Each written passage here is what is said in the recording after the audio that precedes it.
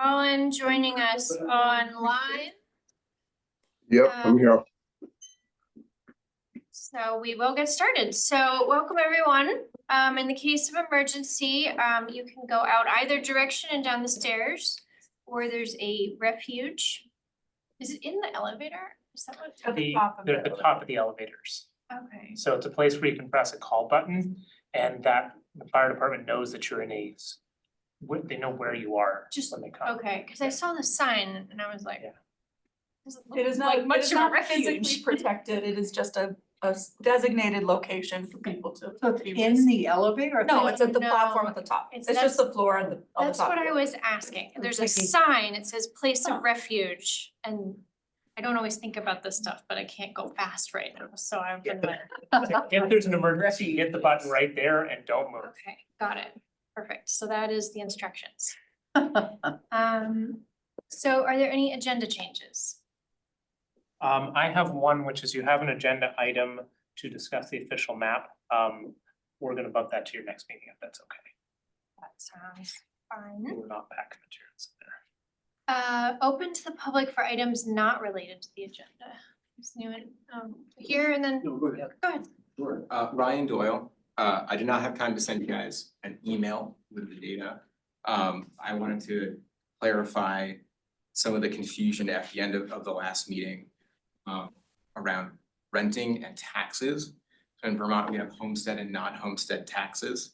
So people who rent are actually paying a higher tax rate because the non-homestead tax is higher than the homestead tax, and that passes through. Because shelter is an inelastic good, any kind of tax that you apply to it will almost always be passed on from, it's kind of like the tariff conversations we're having federally. So like in my case, I rent a 68-year-old home. Because it's a rental property, it contributes $900 more a year to the Vermont Education Fund, for example. And so any comparable place, whether it's converted from rental to owned, occupied, or vice versa, it will change that kind of a thing. So in terms of education spending and taxes, anything rental is paying in a higher amount by default. That is not something within the power of the city to change. That is set by the state. Most states follow something similar. It does create an equity issue when there is housing scarcity. Because when people want to be in homes they own and maintain them, but can't because of the scarcity and end up renting, not only are they then further displacing people down the line, but they spend a higher percentage of their income on their living situation than if they owned, in most cases. There's a lot of nuance to that, but in general. It also means that any price fluctuations can cause greater housing instability. So not just in terms of the taxes going up every year, but because there's a lot more flexibility for landlords to make wider changes in the amount that they owe. And so this actually has a lot of negative externalities that society pays for in the form of, in many cases, children moving school districts more often, changing schools, having less stability, and being raised in families that have more strained finances and higher levels of poverty because they can't get into stable owned housing. And so there's a lot to unpack there. I will try to get around to sending the charts and stuff and a summary. And similarly, the way that we make decisions with land development regulations greatly affects how much we end up getting versus spending on different forms of development. I think it was 12 or 15 years ago, the state of Vermont let us I lost that tab, allowed us to start enacting a sales tax. Because when you look at very large developments like the U Mall or Lowe's, that those kinds of structures don't actually have a ton of value for their amount of square footage, and they have a ton of parking space. All of that values at a very low value per acre.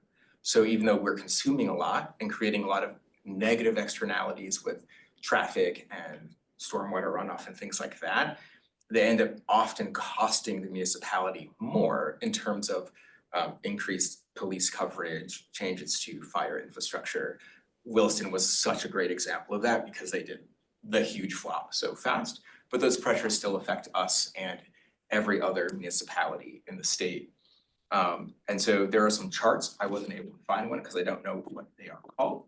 But the next time I see one, I'll send it to you, and it sort of gives that diagram of the way density affects the value per acre and the cost of maintaining infrastructure related to that amount of space, and how any form of increased density makes the ability to pay for repairs to infrastructure that much more viable.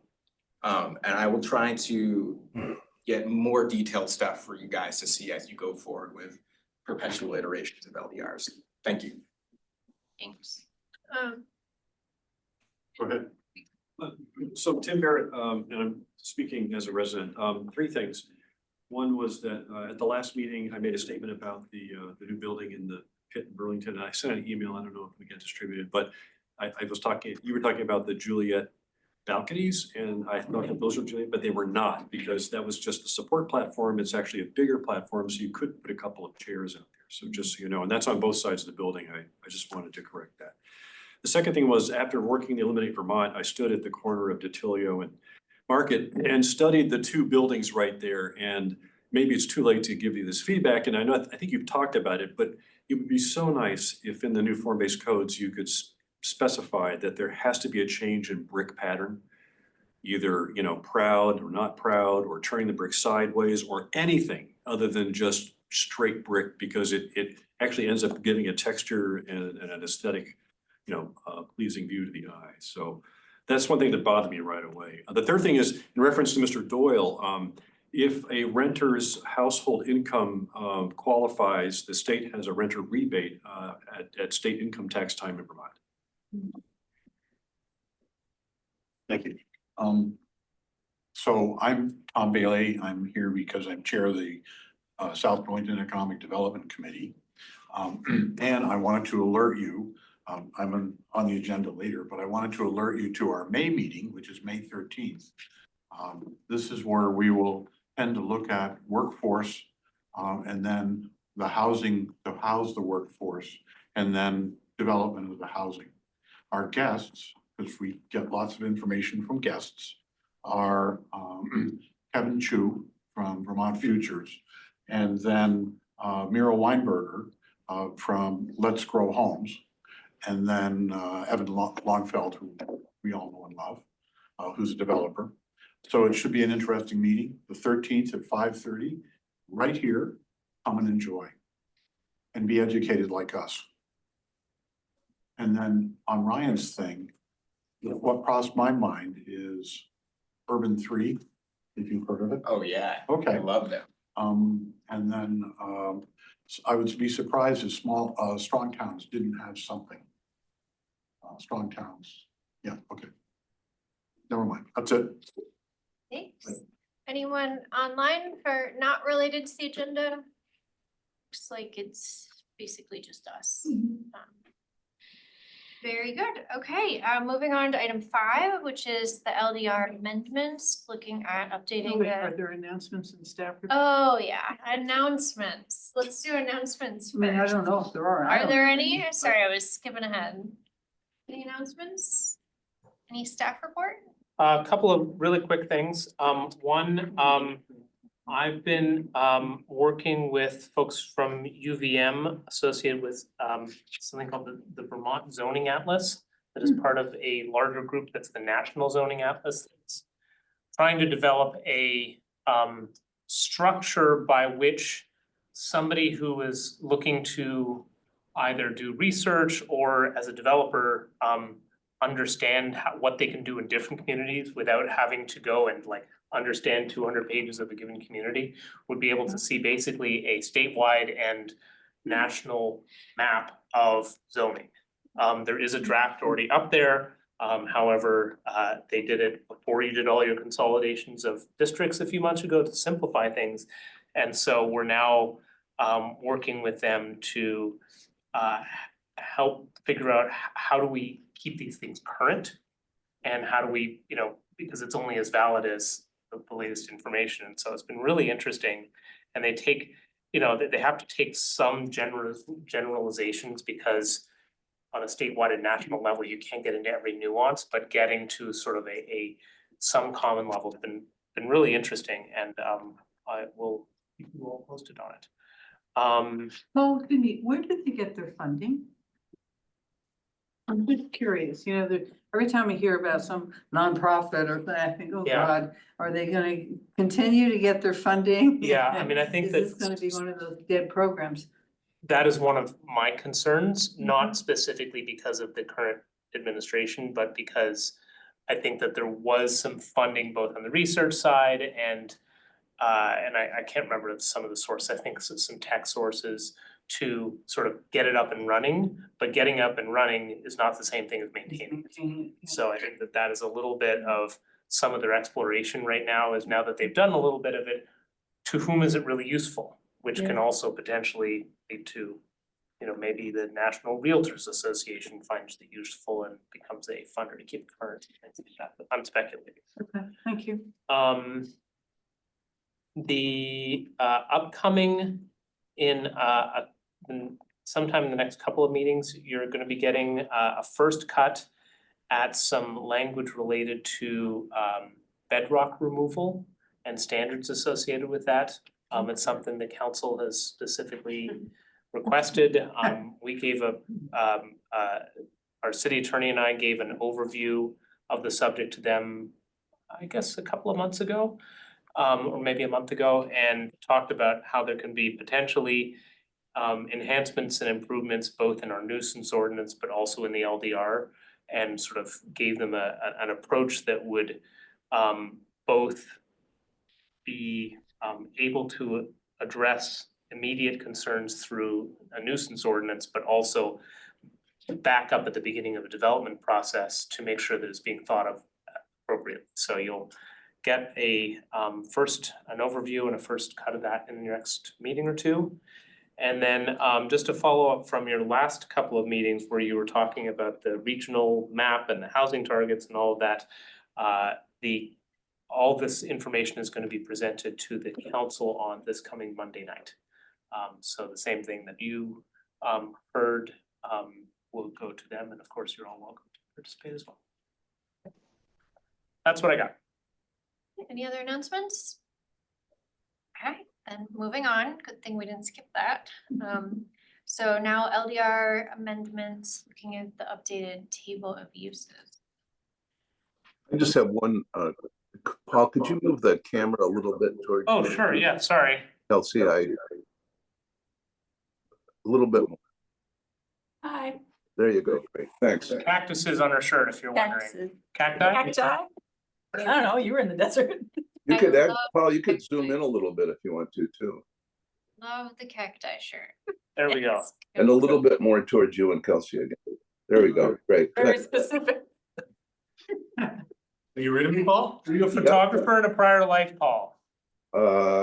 Master's degree in television, radio, and film. Fair. Oh, wow. Yes, Yeah. wow. Paul, I don't think I'd ever heard that before. Yeah, from the Newhouse School at Syracuse. Love it. Yep.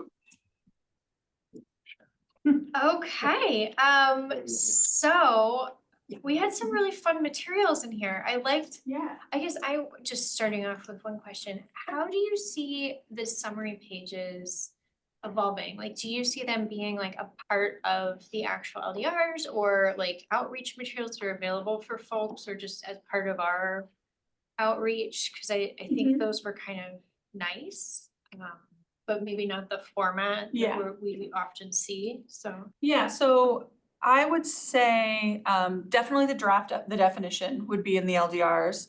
I think I'm on the fence about the characteristics, but I can be convinced either way because there's so few of them. You know, even if each one had half a page, it wouldn't be that much space. Current uses to be included list is more for the amendment process, and the same with the sort of scales and limitations and zones. Sort of the second half of everything, I think is more about what is it replacing? How is it being regulated? How is it being regulated by size or something else?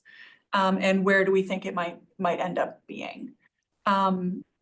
So the second half is more decision-making now and could potentially be as part of, I mean, it's already in the packet, so it's available to the public, but could be part of sort of outreach if you want to explain it to anybody or anything like that, but then definitely the definition and potentially the characteristics would be included in the LDR.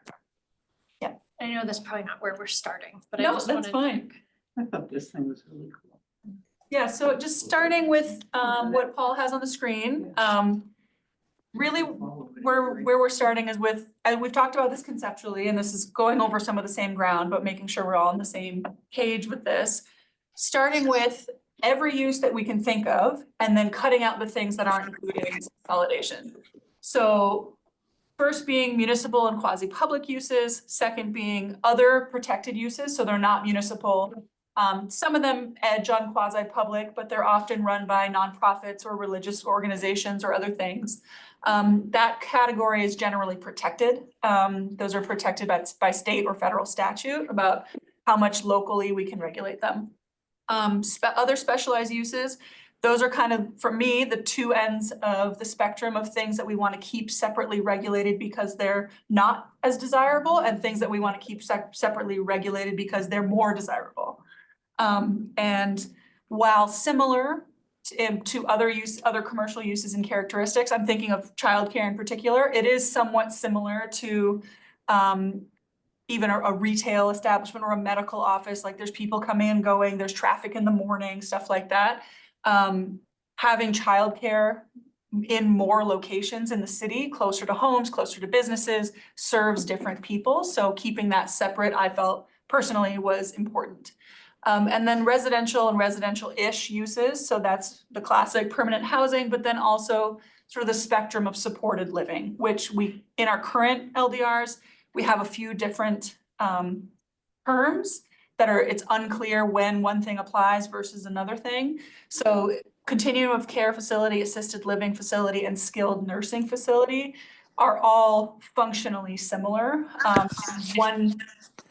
One facility may actually serve all of those purposes because it, starts at a 55+ community and then adds more support and memory care and other things as you progress in your life. Can I ask, the adult use, is that like a porn shop? Or Yes. is it also like a smoke shop No, or that a would be- bar? That'd be Not cannabis. bar. Like tobacco smoke Yeah, shop? those vaping stores. No, so No, adult it's- use is specifically defined as being the porn Racing. shop type thing. Triple X. And it's businesses. specifically defined because the city prohibited them years ago. Oh, okay. So in order to Well, be that's what I super thought, but then I clear, was wondering if there were, if it, right, so to be super clear that it's not allowed, it's defined and then not allowed in any district.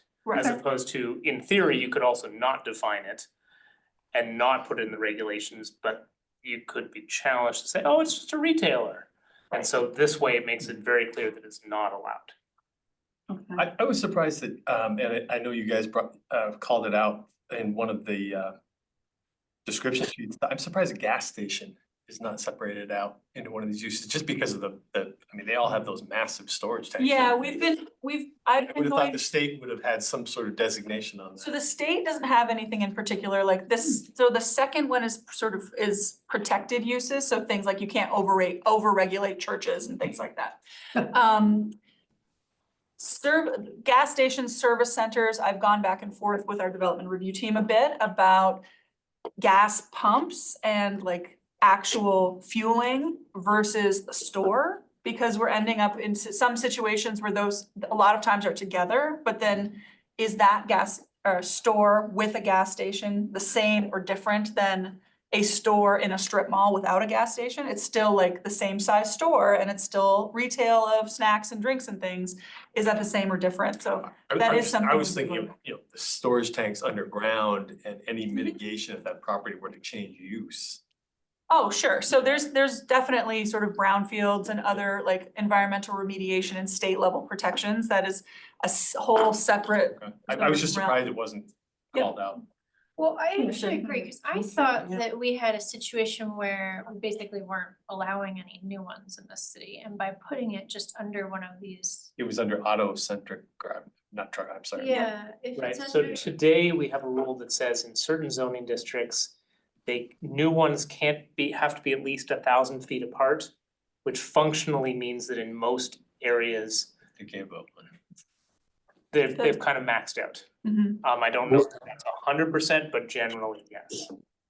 Although if they're So- there now, they can continue and continue, they yeah. sell it to another, Yep, the Yeah. use is not so the dependent. use of. Yep, It's still allowed, it's not prohibited and then has to be sort of gotten Right. rid of over time, it's still there. So So- like if we stick it in with one of these bigger categories and take it away as its own use, Mhm. does that mean they can go willy-nilly like wherever that No. use is? So where I was, and this is all just me, my thoughts, and talking with our staff and with you guys in other instances, was something like a service station or a gas station would be a motor vehicle focused commercial use, small scale, because they're generally sort of smaller scale buildings, smaller scale lots. And then motor vehicle focused commercial is going to be fairly tightly regulated about where it can be. It's not going to be allowed kind of everywhere that it can be, that like just a regular store could be. So having that additional gas use does put it in that motor vehicle use, and then it would be regulated alongside. The same thing as with as a small garage or something else of a similar scale, but open to suggestions. How about propane? I'm sorry. Well, I guess just to follow up on this, like I think one of the things I like about the way it's written now Mhm. is that you don't wind up with like 4 gas stations all clustered. I mean, I feel like we have probably a reasonable number already, so. Yep. Would it help if you differentiated between a gas station that has a retail and one that doesn't? Are there any I that was gonna don't? say the ones that don't are pretty much almost gone. Well, there was that gun shop one, but that's not Well, there. but The then the pumps gun shop, they are sell, Oh, yeah, that's it's still- retail. yeah, I Into think, them, I yeah. think that they're gone now. The last one was Kegel's, I think, that Yeah, was I mean, there's just no, just a repair shop. well, that's right, it's all convenience stores with gas. Yeah. the Yeah. places, Well, yeah. And I'm sorry, I'm sorry. I didn't You know, interrupt go you. ahead, go ahead. So you said that falls under motor vehicle? As I've drafted it, but no, definitely. a Public point. facing. Well, how about a propane, where they have big tanks of propane and they fill up the trucks and then go around. Do we have, that's kind of, do we have any? I mean, I know you can go to Ace Hardware and Pretty get, close there's to a the tank and you We can. used to have one on San Remo Drive. Right. I don't know that we currently have any. Have we disallowed them? Or have they just, it hasn't been economically feasible to I think it's have the them latter. here? I think it's the latter. Mhm. So we don't need to include them in a specialized use? Just in I would, case? I would say no, because it would be either depending on a few factors, you could place it in either commercial with outdoor storage, outdoor impact, or trucking centric commercial, because if it's truly like the people who bring the propane trucks and then take them to homes and fill up residential tanks at homes and are just going back and forth, that would fall into the trucking centric use to me, and then that's going to be pretty specifically regulated to where that could be. All right, because that certainly has some well, not negative, but potentially, I mean, it's flammable. Sure. And Michael has joined us online. I didn't know. Yeah, I've joined you for the moment because I have a miserable cold which I didn't want to pass on to anybody. And Sorry / thank you. if it gets that bad, then I stop. Okay, did you have a question, Michael? No, I just had that question, the one question I had, but I'll probably have a few more before I bail. Okay, Colin has his hand up. While we're sort of talking old Bill at the truck, on the question of, it does, I think, look a little unclear, what truck centric means to me. We sort of looking at flow chart, and I guess it's like I don't know if either A, like, are we trying to like regulate like distribution centers or something? Because maybe like that would be a better way of doing it. Or another idea would be, it's just, I don't know how they predict it, but say like, oh, if you expect your business needs more than, I don't know, 10 truck deliveries per day, therefore it's truck centric or something. So therefore like a grocery store isn't, but like a FedEx would be. I recognize it's hard to define that. I'm just, at least we might need to kind of dig down, because I think, a lot of businesses do have trucks and they don't really know where to draw the line, obviously. Yeah, so where that's in the draft definition, and I included a list of sort of examples, including freight forwarding, distribution centers, warehousing, truck terminals, logistics services, delivery services, manufacturing or processing facilities that rely on the shipment of raw materials, finished goods, or other items by truck. And I understand that it's hard to draw the line between, is it 4 trucks a day? Is it 6 trucks a day? Is it something else?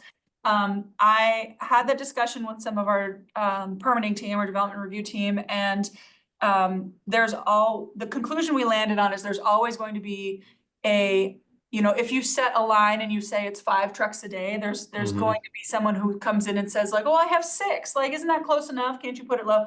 So, things like that come in constantly. So it's nice to be able to put in a number with things, but then that number, people will still play with the number. I gotcha. So trying to define things more in terms of sort of general business practice and business goals, like what is the core of the business, is really where I tried to write this definition. Because for example, something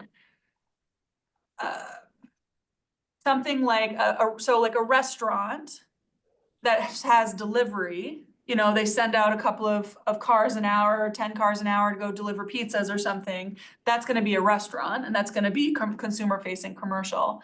But there are places that, in more urban places than here, you'll have a commercial kitchen that is a ghost kitchen for 10 restaurants, where they all work in the same space and the cars are just going out constantly. That's going to be basically a delivery hub that is more defined by the traffic. That's not a great example because it's not trucks, it's not heavy trucks, but it's somewhere in that kind of distinction between, are you a business that gets truck deliveries and sends trucks out a few times a day, a few times a week, or are you a trucking business? It's kind of defining it one way or the other. And there's going to be conflict, but there already is in the way that we define things now. This is actually one that's most of the things I listed as examples are currently separately listed uses, and drawing the line, and they're allowed in different districts from each other. They're not even all allowed in the same districts. So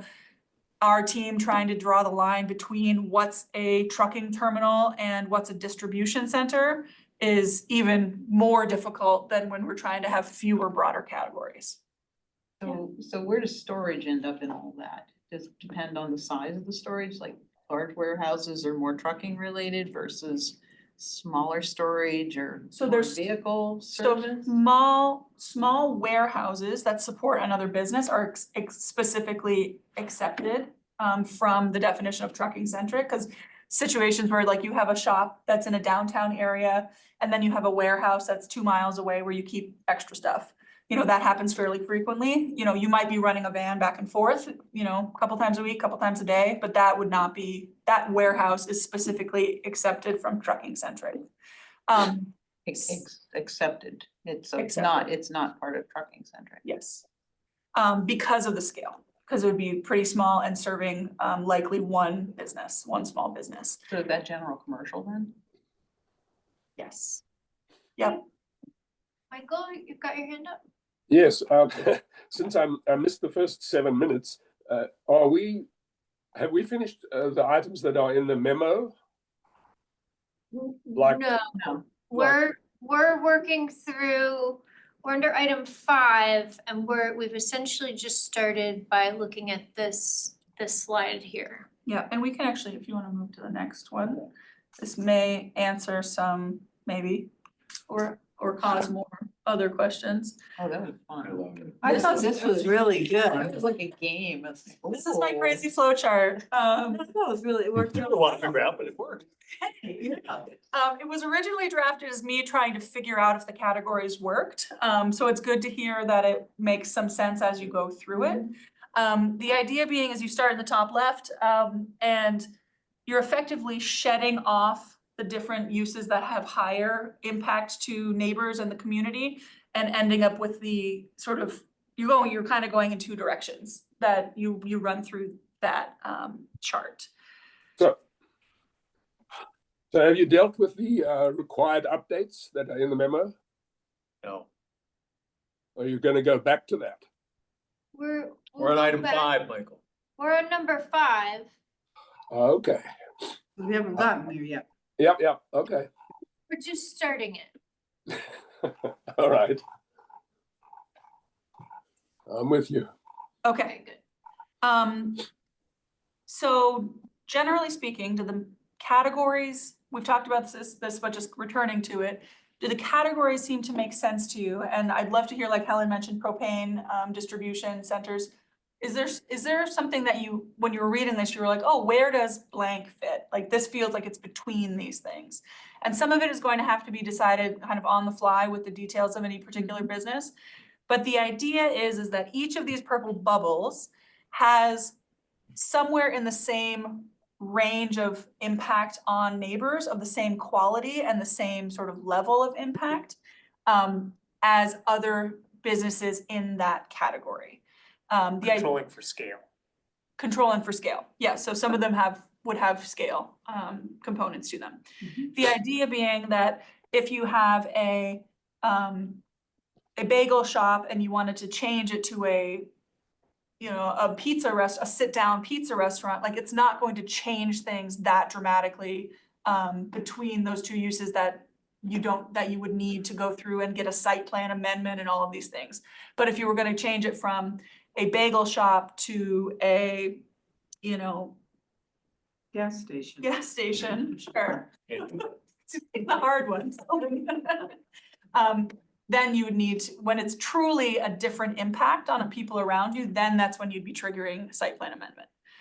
The idea is that you have fewer of those boundaries between uses, so you've actually, hopefully, less ambiguity because you're not trying to decide between, oh, well, is it a restaurant short order or a restaurant like regular? It doesn't matter in this schema. One of the things that we've had as data points for a long time is, for many years, we've had a definition called a shopping center, which the Blue Mall, U Mall, the Talbot's Plaza have been that category, and businesses just come and go, and functionally it all kind of operates the same, and we've never had to make those divisions within those buildings. But then you go to somewhere else and they've only got 2 businesses and they swap out 2 similar, and they've had to go through a whole process to change that. Whereas a business coming and going in the Blue Mall has not had to, so that's one of our major data points, the other one being our form-based code, which is sort of double down on some of the same. Hey, Colin, go ahead. I had one quick question on the last slide. I wasn't exactly sure if this is something that's also out of the scope of the Planning Commission's powers. With regards to cannabis dispensary being a specialized use, I understand that there's definitely reasons for like you wouldn't want them anywhere, of course.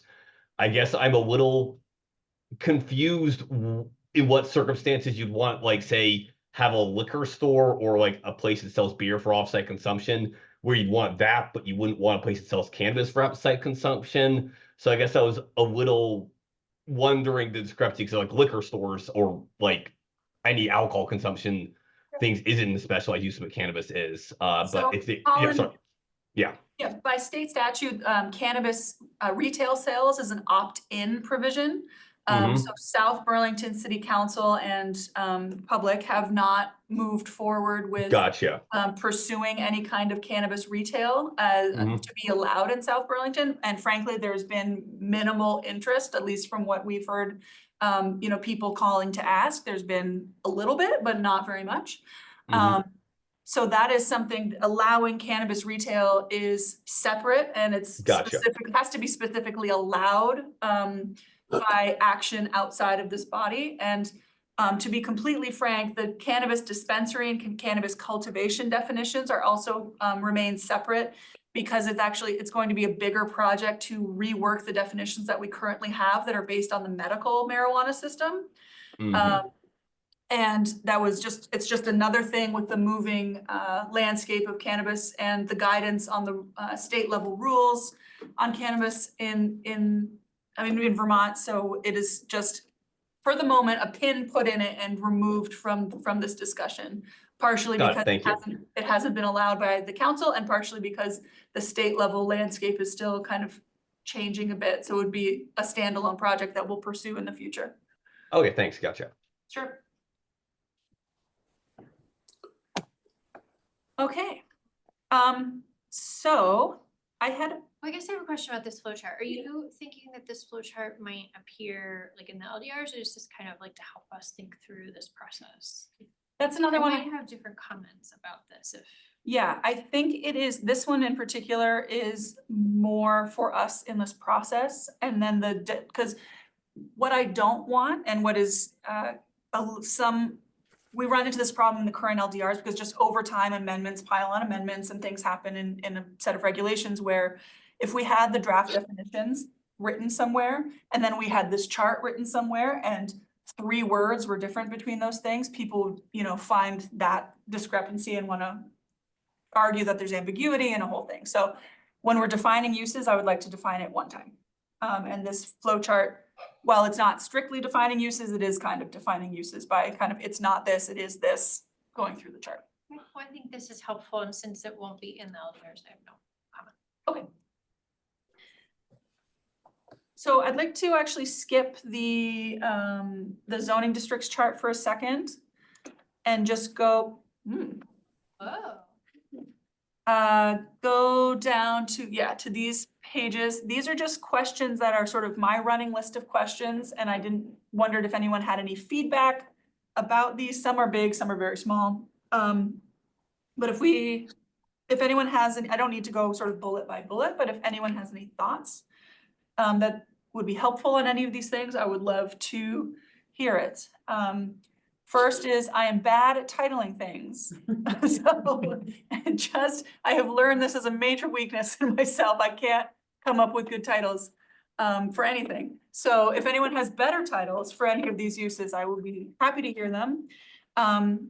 Sort of the second general question is a few of them have scales, sort of small, medium, and large. One or two have small and large. So motor vehicle focused commercial only has 2 scales, and how I wrote it. In an attempt to not be overly sort of slicing and dicing with the uses, because that's what we're trying to get away from. But if anyone had any thoughts about that. And What page are you on? What page? It's right after that chart. it's after the zoning districts chart. Okay, page 15. So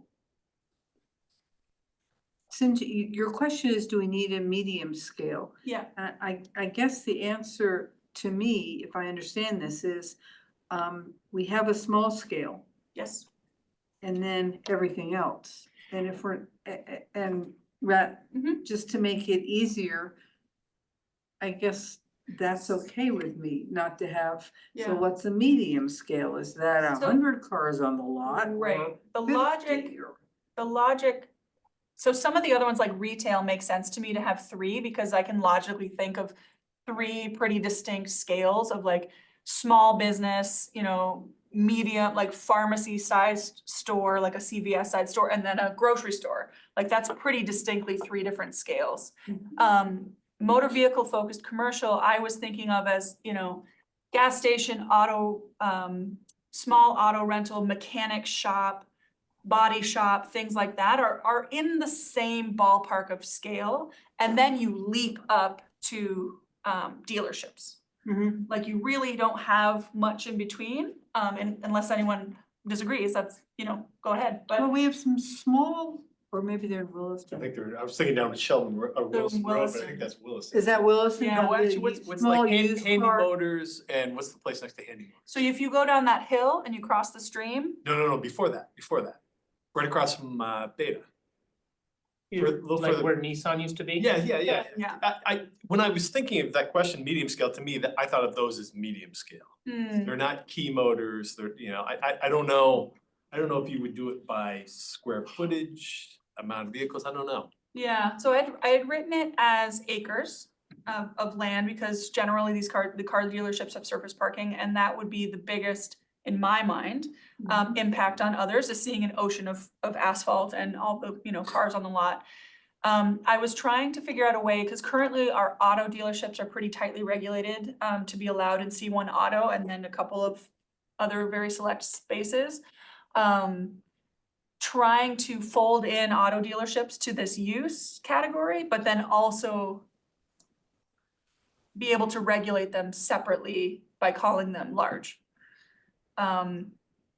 So I'm not sure in my mind if you draw the line in the right place for the number of acres, like you're not gonna have a mechanic shop that has 4 acres of land, likely. But you could have a small dealership that does. And I'm fine with small dealerships being regulated with larger dealerships because they're still auto dealerships and that's how the use is regulated today. But that's how I was. Motorcycle. Those tend to be not Motorcycles. small, but not large. Mhm. There's one on, I don't know if that's Essex already, but right on Route 15. That's Essex, the Harley. Oh, yeah. Harley dealership and stuff like that. There's a, That's quite a bit different because mostly they're not outdoors. They're more indoors. So would that be small? Probably. Okay. there's an impound lot on, behind the airport. Mhm. I assume that would fall into this category Mhm. too. Yep. And it's sort of Yep. not big, not small. It's probably big, but then I'm not sure you'd wanna see it have a large car dealership take over an area back there. Maybe it wouldn't. Colin and then Michael? One just potential suggestion in terms of, is it clear that small electric vehicles are not included in the motor vehicle commercial? The definition that's drafted does look, you know, pretty solid, and I would say it does seem to be pretty clear. The only thing I was wondering though is, would it make sense, not to discount the work in writing all of that, to, instead of defining motor vehicle here, just refer to the state statute, because they kind of define motor vehicle. And then like, if that, because I could see there being a situation where if like creating more work for us down the line, if like, oh, some new type of motor vehicle comes up or there's some new regulatory framework and our definition of motor vehicle is subtly different from the state's definition, that could potentially cause some confusion. Not to say that, I mean, perhaps we don't want to use the state's definition. I just know they have some, they're pretty specific, you know, with the DMV regulations, and that I wonder if that might make it a little less work for us, kind of being very clear. It might be more airtight than its exceptions, but Yeah, so yeah. Colin, it doesn't, our definition does include, the way that it's written now in the draft, it includes a few more things than the state definition, so things like jet skis or boats, there's like different ways that things are defined at the state level, so what I was trying to do is write things in plain language at our level in a way that doesn't conflict with the state, but then doesn't require us to refer to, you know, say, go see the state definition of, you know, motor vehicle and all of the very specific, you know, policy style wording that comes at that kind of state level definition. Trying to make it more accessible, but I definitely hear what you're saying. Yeah. Got it. Third Oh, point. well, Michael was gonna go next. Hang on a sec. Yeah.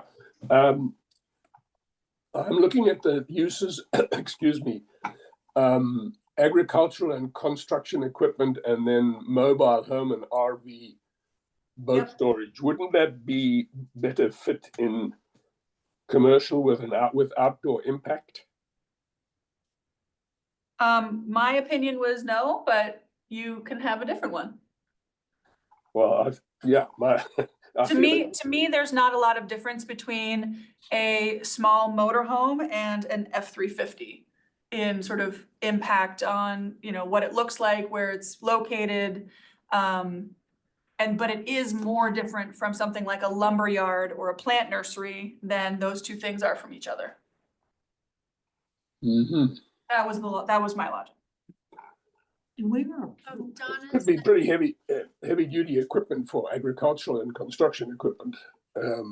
and mobile home and RV boat storage. There's some pretty sizable examples of that around. Maybe not in South Burlington, but if you go on Williston Road towards Shelburne or you'll see some big RV storage. I mean RV repair and service and sales outfits, huge. Wouldn't be nice to have close to home. And what else? I was asking about auto and motorcycle repair services can be very noisy if they're close to any residential area. So those are my questions on this one. I don't know if anybody else has an opinion on it. Excuse me.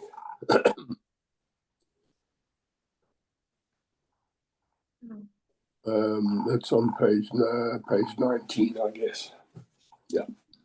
Those are somewhat self-regulating because they take a lot of space, so why would you put them in South Burlington? Mhm. You know, I don't know. Well, and they'd be regulated the same way that otherwise mechanic shop or anything else, like it's not like we're saying to put it in something completely different. And if it's large, like say it's, a cat rental, like excavators and things, that would fall into large scale motor vehicle, Right. commercial, so But then. There is some of that. Well, I guess that's. Well, agricultural and Those would only be construction limited equipment area is large. It's heavy duty stuff. Yeah, Right, but the one so that's it'd in be Williston is scaled small. by scale. The one that's in Williston, when you go into, Home Depot and stuff, it has a lot of equipment, but it's not as Not that big big. as a car dealership. So it could be large. No, the machine, each of the machines are huge, but they don't have 300 of them. Right. This They kind have of feels 15 or like, something. Kind of rental. it's kind of feeling like you don't want the medium scale. You kind of either want something nice and small and well contained, Yeah. or you want it regulated like the large. Yeah. I mean, that's kind of what I. Yeah, that's what I was thinking, to So get, regulated as large. Yeah. yeah. Yeah. Colin, did you have something else? What are just quick, what is a farm in this? What is a Farm is defined at the state level, so. Okay. If you qualify as a farm at the state level, then you're a farm. Okay, so I guess, should it be in that like top, like, is it any of these uses? But, I guess, yeah, okay, so I guess I wasn't sure exactly how that's being distributed. But I guess if a farmer knows, a farmer knows. Yeah, But it's tricky, Colin, because it actually, farm goes, it's above all of these, it's exempt from local review entirely. Yeah. okay, I If see. it qualifies as a farm, it's not even subject to zoning at all. Gotcha, okay. So anything else on motor vehicles Yeah. specifically? Well, the third bullet point, I think it's important not to ever refer to e-bikes, e-scooters or Mhm. mobility scooters as vehicles.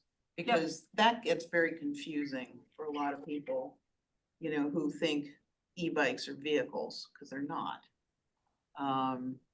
But then there's some motor scooters It's a fine that line, are fine vehicles. line.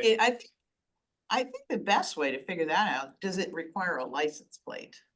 Yeah, Because I've seen some e-bikes that were souped up that Yeah. looked like. yeah, I mean, A license. There's a fine line there for sure. I I- think the- that depends on output, power output, I think mostly, but I think it's just better just not to refer to them as vehicles, because that really confuses matters. What would yeah, you I mean, I, call electric Conveyances, conveyance? it gets weird, because I think the ones you're talking about, Duncan, I totally know what you mean. Those aren't legal, is sort of the tricky thing. Like, there is a pretty like strict definition of what you can and can't sell as an e-bike in this country. And Yeah. those really, really powerful ones, they're on the roads, I get it, but they're not legal. So it becomes a little weird, how do you regulate them when you can't actually legally sell them in this country? Or rather, they're off-road use only, or whatever that means. But it is I mean, defined, those it's just spots- people ignore the definition sometimes. Okay, can we move on to the truck center? Sure. Anything on that one? Actually, I think the title's not that bad. It's truck Not centered. bad. That's all I need. It's pretty good, Kelsey. Thanks, thank you.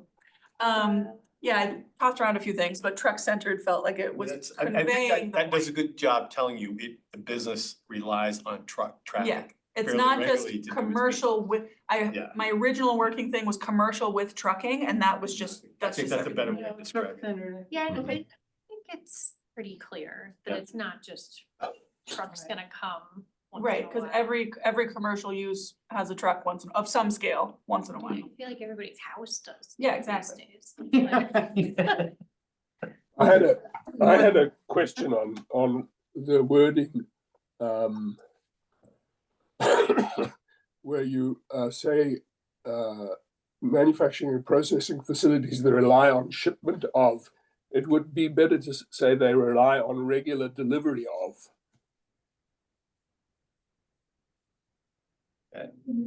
Maybe, not necessarily, cause it's, I thought again about that is if you're a manufacturer and you're, making things and you're sending things out constantly, you're also like, You're shipping. you're shipping.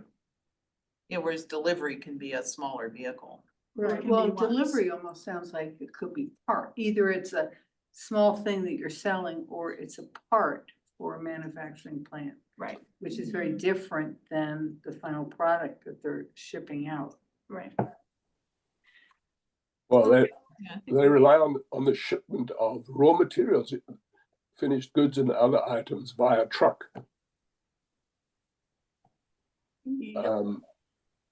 If they're manufacturing something, they're going to rely on the delivery of raw materials and things like that.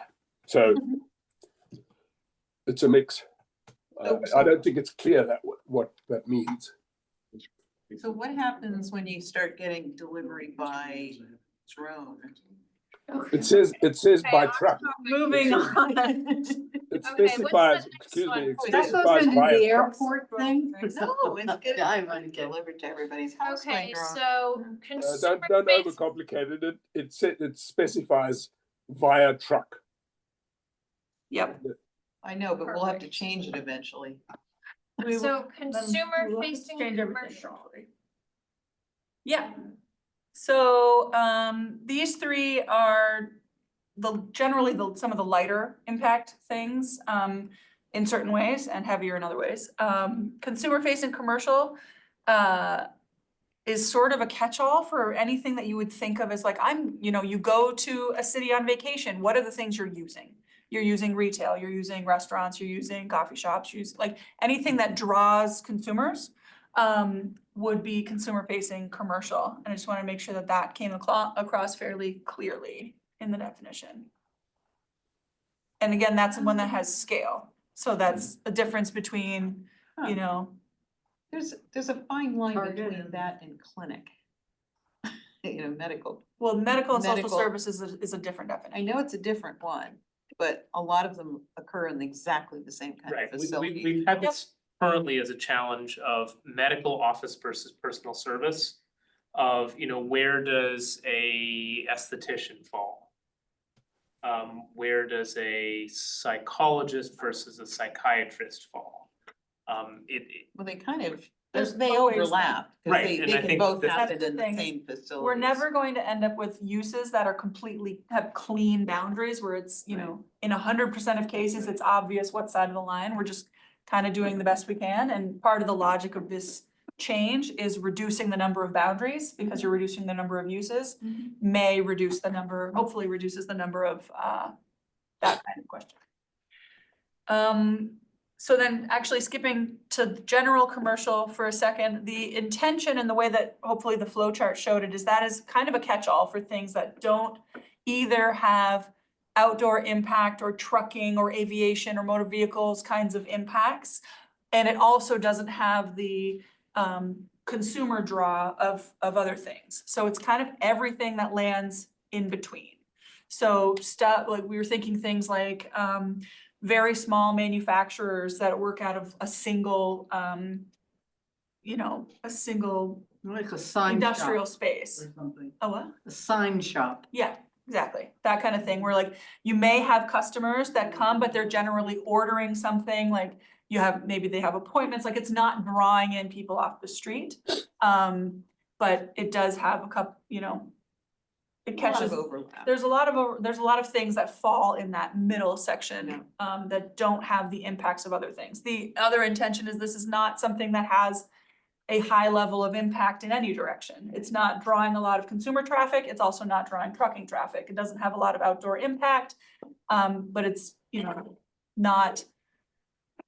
Typically requires less parking. It's about the only Yep. big difference. is Yep. there's less parking. Right, Unless you have a lot of individuals working there, but aren't consumer facing, because right, and that could be, you know, you have 5 people A who lot of work there, and they come offices- in and then they leave.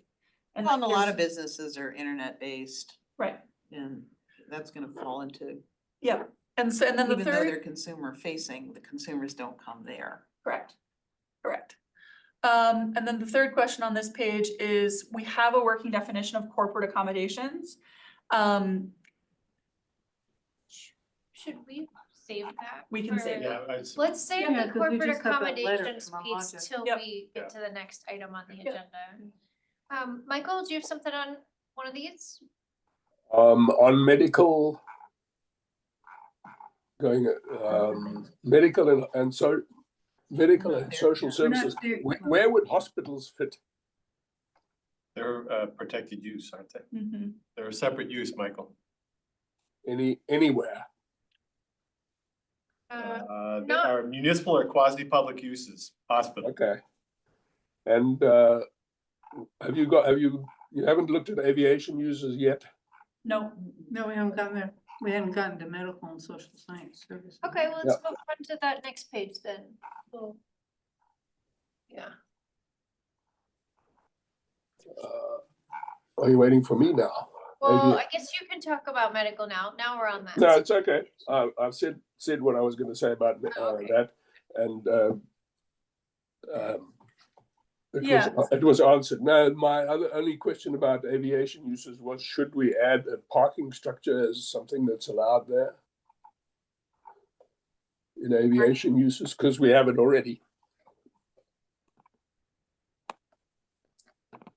They already have one. Yeah. We already have it, so maybe we should allow it. so that would be considered, to Of me, course. that's considered an airport facility.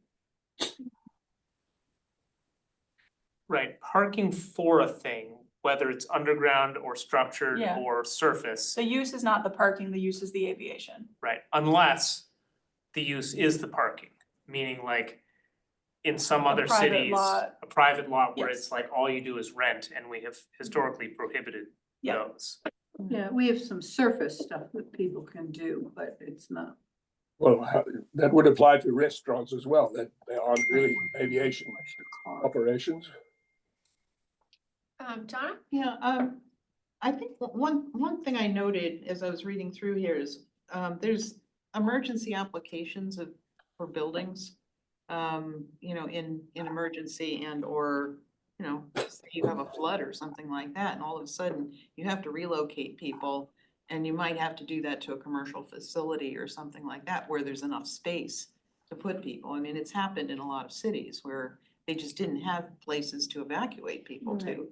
How does that impact this? Emergency shelters are separately, they're protected use that are separately But regulated. this wouldn't necessarily be an emergency shelter, or do they have to, does each city or town have to have a designated emergency shelter?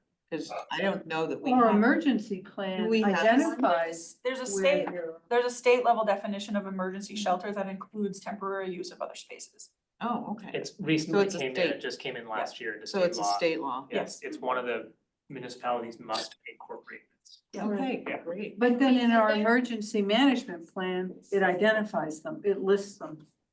Cause you're supposed to use things like Like the school, school city and- hall stuff first before you go to But it other it private enumerates them in it. Yeah, in an order. Well, like the National Guard probably has a lot of facilities Right. like that too. Right. Good question. Okay, anything else on these items here? So just one thing I wanted to talk about for a quick second is I originally had commercial with outdoor impact. and didn't have commercial outdoor recreation as two separate things. And I ended up separating them, and I am on the fence about whether that's necessary or not. The logic is that something like hypothetically, you have a private disc golf facility or something. That's not the same density of impact as something like a lumberyard. But if you had a go-kart track, that'd be outdoor recreation. Motor vehicle, you'd have to put it into motor vehicle category. So how many things actually fall in commercial outdoor recreation? Golf courses? Golf course, yeah. So of our current uses, We had a, Like. we had a, we, bicycle, golf had like course a- and outdoor recreation. a thing a couple years ago, like a pump, like a Yep. pump track outdoor. Yeah, thing. so I had written as examples, Outdoor golf skating courses, pump tracks, mountain biking or Nordic ski centers, disc golf courses, swimming pools, mini golf courses, archery grounds, and similar.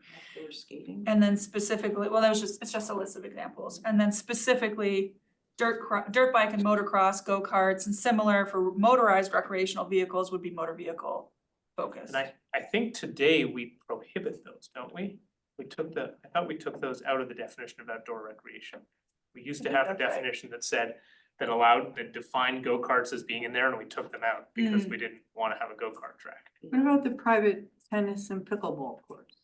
That would be private outdoor recreation. Okay, That would you be didn't this, commercial identify outdoor it, but recreation. that's commercial outdoor. Yeah, Is that- unless it was something like, I think hypothetically, the Y, I know it's in Burlington, but entity like the Y had outdoor tennis.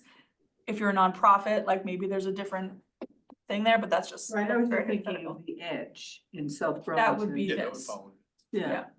The other thing to point out, is that with talking with our development review staff, having more than one use on a property is something that they're comfortable with. So hypothetically, it's like, Yeah. you have your commercial outdoor recreation space, and then you have, your golf simulator on the same property as your retail shop. And those are, maybe they're related, but they're sort of organized separately. We can have them. You don't have to fold every possibility into one use. You can say like, yeah, you've got this use and you've got that use. Well, residential, That's new and exciting. well, even residential, I Yeah. mean, even the downtown, they planned that to have a lot more facilities as part of the departments. Yeah. Swimming pools, Right. all that stuff And- was in there at one Right, time. and the flip side too is if something falls two things in the same category now, we don't need to have that artificial divide. Like, there was an example that came up where the site had been permitted, the building had been permitted for a certain use in, 3,000 square feet and a certain other use in the remaining, 7,000 square feet of a 10,000 square foot building. And I'm making that up. And they said, well, this use is doing well and I want to expand it, and this use is doing less well and I want to sort of make it smaller. They would have to go through site plan to be able to do that. Where now, if those two things fell into the same new category, you could move that line without having to come back. So that's part of the idea. Let me ask a rhetorical question. Does it complicate things by having this as a separate category or not? I don't think that we're gonna run into a lot of this coming up. So it doesn't really complicate things. I think it's okay. I wanted to have fewer categories and not, kind of keep splitting them, but it felt like something like a gardener supply is a different impact. Then Vermont National. I think the other Yeah. thing is that where you might want to And have where you them wanna are have different, them. like where you'd wanna have a lumber yard versus where you'd wanna have a tennis club. Yeah. May not be the same places. I mean, I'm fine with having a separate Yeah, category. I think it's I'm a okay. big fan of outdoor recreation. What? Really? Really.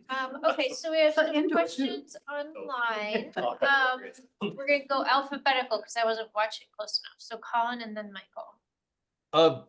Quick clarification. I noticed that archery range is in commercial outdoor recreation. Yeah. Is shooting range covered separately somewhere? Because I'm not seeing it in this document. Not It's gonna be I indoor. believe, but I run out of minutes to triple check this. You cannot discharge a firearm in the city of South Burlington. Okay, Okay, got it. Legally anyway. Well, you're Legally. not, yeah, legally. Fair. Thank you for that caveat, Ellen. Thank you. And Mike? what? I'll keep going, Kyle. So one other thing, I definitely, I agree that I agree with you on commercial outdoor recreation being separate from commercial and outdoor impact. I noted on the draft use cases so that commercial outdoor recreation essentially it's a strictly more restrictive than the commercial commercial outdoor impact has more places to allow, and everywhere that you like it's sort of a strict subset where you can put commercial outdoor recreation. I guess I want to fully understand that. Like for example, is like so you can't, for example, put a disc golf course in a low scale neighborhood zoned area. And I guess I was curious if that's what if that's clearly that's intentional, but what the rationale behind sort of narrowing it down, being very specific on where you can put these things, even so Yeah, to be completely honest, Colin, it was something that I put in as basically the last thing before the packet went out. I put in sort of, to me, the obvious cases of where it would be allowed and have, you know, kind of no problem with it. Very open to it being allowed in other places. It's just something that I didn't come up with a staff recommendation in time for this packet. Gotcha. So if we have specific places that you're happy to have them, that's great.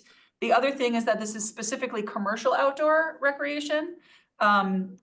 In my head, that's part of the rationale is that you would want to have public outdoor recreation in places like neighborhoods and things. And that maybe commercial recreation is reserved for a smaller subset of areas, but that was just my initial thought on things. Gotcha. All right. Well, I have to head off, but thank you. Yes, Michael? Yeah, on corporate accommodation, you've got at the beginning, you've got a list of. Oh, yeah, we're holding off till the next agenda item on that one, if that's okay. Okay, Yeah, sorry, did we just have a bigger discussion on that coming up? I'll Do you leave have my, something else? I'll leave my hand up. You can just ignore it for now. I never Okay. can even find the hand. Well, anything else on these items? Well, just to address Kelsey's issue of our public and commercial recreation really different? I don't think they are. I mean, a good example is in Williston, because that had been private, the whole Catamount Family Center, that had been private and now it's public. Same exact facility, same exact use. It's not really different. How did where- that happen? Where would you, I guess where would it be really for different? profit versus nonprofit? But how would that have a difference in where you put it? Well, I wonder if the example that you're giving of Catamount went from private to being public. Mhm. If it was the inverse, would it always be appropriate? Because it was presumably the a public could be pretty much anywhere. Not if it were in a park, you would think. But public could be pretty much anywhere, right? So in this instance, it went from private to public, so it's not a big deal that it became public. If something was gonna be a private entity only for certain individuals, does that change the conversation at all? It's open to anybody, you just had to pay a day fee. It was still Right. commercial. I understand, but I'm saying It wasn't a private that facility. location is probably appropriate for both. Right. Are there locations where it would be appropriate for public but not private? I guess that's the How, question. Like, one thing It's that up I've to heard is, and I've only played pickleball a couple times and I quite like it, and I think it's hard to get court space, so it's very popular, but I think it's quite loud. Mhm. It makes me wonder, I think. Those balls. I know you they're know, so the balls are the problem. loud. So I guess it's true. I'm not completely sure that every single thing on this list is interchangeable in every location. Right. But does it matter that it's public or private? Well, I don't know that it matters if it's public or Doesn't matter private, at but I all. do think if it's public, citizens can come forward and say, we don't think this is an appropriate use of our park.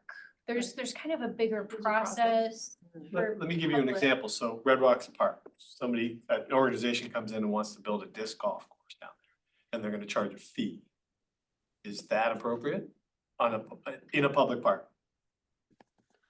Well, See, I'm not so maybe. sure it is, but then That's what I again, just- I know if it's a snack bar by the beach, I Yeah, don't but know, you know. if somebody maybe do that. owned a parcel of land, you know, on the lake shore, and they decided that they wanted to offer disc golf No, that's, there. I'm talking that's about different. in one of our parks. Well, I know, but I think it's all based on who owns the land. If it's a public land, then you can't have a private business, you know, charging money to do something on That's public my land. question. To me, the neighborhoods, especially the LSN, the MSN and the QCP, there's limited space, there's limited land that can be used for sort of open parkland and park spaces, and to allow a commercial facility, you know, you buy 3 houses in the orchards and you tear them down and you put something, I don't know what you put in there, that neighbors have to pay a fee to use is, to me, putting something that may be a destination draw in the middle of a neighborhood where it should be an open and free asset for everybody in that neighborhood to use. So it's Or a little, leftist housing. or left as housing. So it's either, to me, it's, you know, are you drawing people regionally to something that's commercial and has a specific use, or are you in the middle of a neighborhood allowing somebody to charge money for access? It just didn't sit right with me, but that was my own. Well, here's No, an no, no. example that, you know, a good one to argue that is, what if developer puts in a dog park, nice fenced in dog park, and it's for residents only, but, you know, you can pay, you know, for a pass to bring your dog to that dog park. See, I still disagree with that.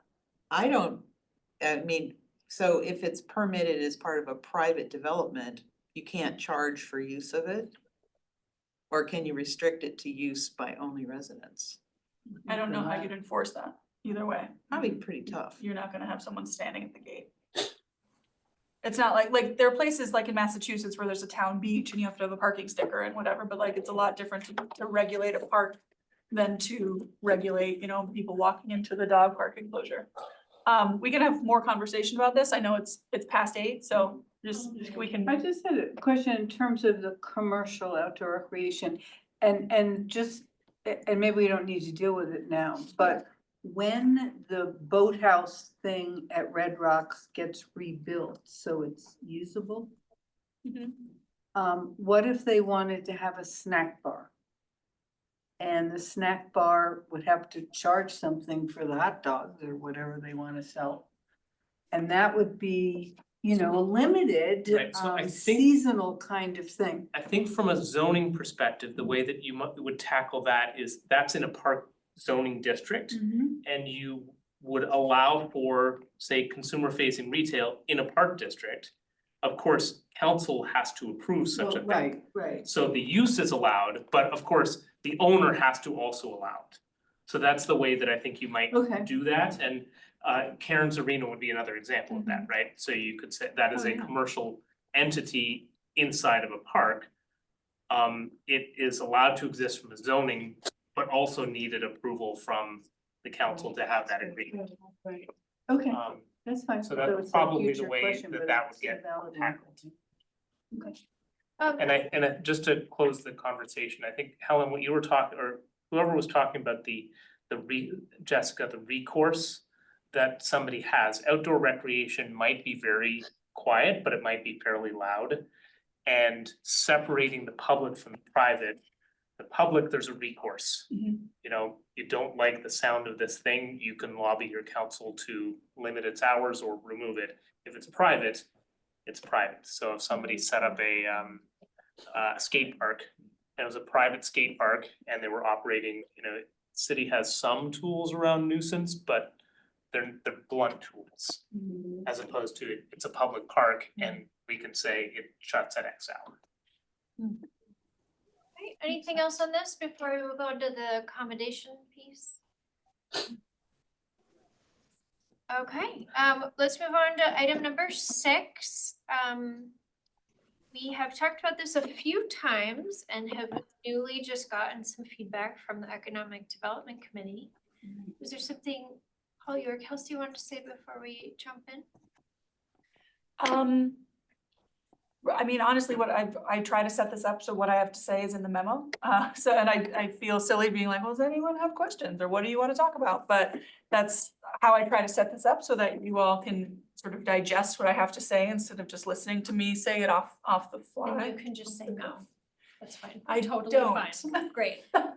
Thank you Totally for the fine. permission. I wasn't trying to just put you on the spot there. I'll just anxiously jabber on for a few minutes. We have, so there are some questions in here, but we also have a really great response letter from the Economic Development Committee. Michael, you have your hand up?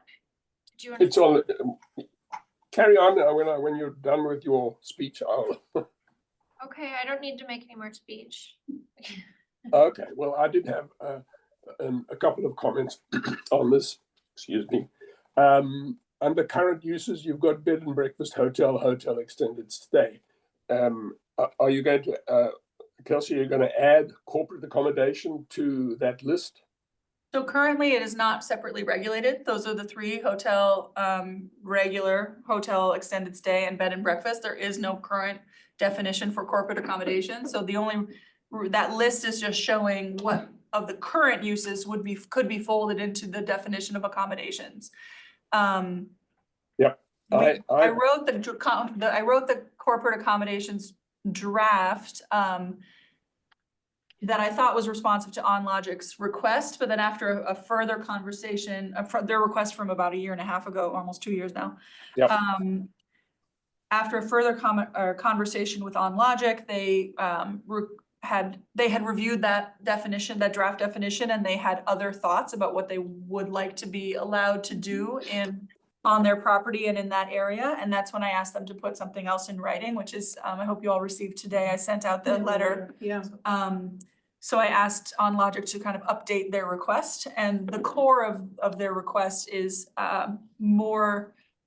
less for what we would call corporate accommodation, or that definition includes as corporate accommodation, and more just a straight up extended stay hotel.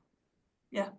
Quick question, and I didn't look it up because I was lazy and didn't have time, but the difference between the definition of hotel and extended stay hotel is Squishy.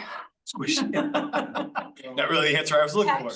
Technically speaking, extended stay hotels will have like a kitchenette or other facilities. It is designed to be somewhere that you stay for a longer period of time. There's a difference in rooms and meals tax. If you stay for longer than 30 days, then they don't charge you rooms and meals tax. If you stay less than 30 days, then they still do. So this is one of those where there is a difference. There's a difference in the business model. It's sometimes hard to pin down the difference in an actual like building and like what does it look like, how big is it, who does it serve. There's a lot of blurry line and overlap between those two things. And there's also historically been a blurry line and overlap in our community between extended stay hotel and what becomes apartments. Yeah. So What's the one on Dorset Street, Green Mountain? Green Mountain so that's an Suites extended is stay extended hotel and stay it hotel. operates pretty much like that, but some people use it for a single night, Mhm. And Larkin has one too, on right? There's one on on Dorset Street on the. yeah, That's, and then- that's an extended stay as well. yes, and the Maple Leaf Motel sort of fell halfway in between those two. The DRB had to make a determination on what it Where's the Maple? Shelburne Road by Queen City Park Road. Mhm. That's very low slung little Right. places there. So that one was kind of like, there was conflicting historical on that. I think it was originally approved as one and then it became another and the DRB had to kind of sort it out. It's tricky. We have a feeling that as the business model continues into the future, the line between extended stay hotel, i.e. this kitchenette, and regular hotels is gonna get more blurry. Mhm. You know, people have gotten really used to Airbnbs. There's a whole market out there that people really like staying in them, but meanwhile, communities such as ours have been ramping down. So, you know, there will be, we suspect, interest in the world in the coming years. We've seen some in bigger cities where overnight hotels have a kitchenette because that's what people want. And they're willing to pay a little bit more for And a it. separate So bedroom. all of a sudden, the definition gets really blurry. Yeah, and some facilities will have both, like, you know, you'll have 20 hotel rooms of the 2 queen beds and a bathroom, but then there's a whole floor that's, or 2 floors that's suites, that's a bedroom and it has a little kitchenette and a coffee maker and a little, you know, and a stove or something, like, they can even be in this different levels of room in the same building. So the line between those two things depends who you ask. It depends if you're a tax person, if you're a builder, if you're a hotel owner, if you're a zoning person, like, everybody will give you kind of a different definition of those things. So what's the new definition of corporate accommodation? It's hotel extended stay now? No, so I have made no change to the draft corporate accommodations definition. I am not sure it is necessary because it doesn't sound like that's what OnLogic wants to do anyway. I had sort of written that as an opportunity for businesses to have that sort of very limited accommodation on their site. Their Yeah, letter makes it clear that they want something more than that. Well, I didn't see the other memo from them. I had made a note that accommodation is provided by a business for the temporary accommodation of employees, trainees, and customers. And then, do we need that statement about it's provided as part of an employee's compensation? I think that's, you know, not required in the definition. So that is how I had limited that definition to be specifically housing, temporary housing for corporate employees. And trying to write that definition so that it was more limited than an extended stay hotel or hotels in general. With the idea that that was what they had been, that OnLogic had been asking for and had told us that the market for businesses had sort of said, like, this is something that would be helpful for the modern business. After talking to them and them sending their updated letter, that doesn't appear to be the case anymore. So that corporate accommodations definition may not be necessary at all. We can cut that, it's possible we may cut that whole thing. Okay, we, So So and you're saying that they were asking for more. Right, so So what what they're was he asking asking? for is, it's in the I letter that didn't was, see the letter. okay, it just came out by email this That's morning. why I didn't. today. Yeah, about 9 o'clock this My morning. emails are They essentially want extended stay freaking hotel. out. That's what they would like. Oh. Because they They- think it would serve Yeah. They not want- just yeah. them, but a lot of other That people. was why I was asking about the definition between hotel and extended stay, so how much. there's Right, so the difference. current draft had taken bed and breakfast, hotel and extended stay hotel and squashed them together into accommodations, but then pulled out corporate accommodations as sort of slicing it a different way into corporate housing as or corporate temporary housing as a subtype. It sounds like that way of slicing it was not something that's helpful, or that fulfilled exactly what they wanted. So Too rigid. I think it's probably something that we don't need, and then we end up back in the place where, you know, we just would have one definition for accommodation. But we don't necessarily need to, but again, the blurry line, it makes it very hard to write. So we do have a letter in here from Tom Bailey and the Economic Development Committee, and you're here. I'm E. Yes. I'd like to reference a couple of things. One is the discussion about somehow it being fuzzy. The need isn't fuzzy. We currently have businesses, including PC Construction, where Nicole LeBrecq is the VP, and she's on our committee. They routinely send people to Williston to the extended stay for exactly the same kind of thing that OnLogic is looking for. And frankly, if it were in Tech Park, they'd send people there because it's very close to where they are. So in other words, this is not an unusual business need, and I don't think it's that blurry. Under the city definition currently, as I understand it, is a 6 month limit. So it doesn't really become an apartment. And particularly proximate to, you know, what OnLogic is proposing is proximate to business. I should point out though, that, and I haven't seen OnLogic's 9 o'clock this morning letter. I actually talked with Jared Levine yesterday, assuming he was the one that submitted it. But, and I also talked with Mike Biama, who works for Rearch, and he's basically the landlord of Tech Park. But we reached out quite a bit beyond on Logic when we opined. Because we wanted to be sure that we were actually being responsive to a need. It's, you know, the way we kind of approach things in the Economic Development Committee anyway. I noticed, I requested 2 changes to the hotel extended stay definition because I don't want it to limit the use.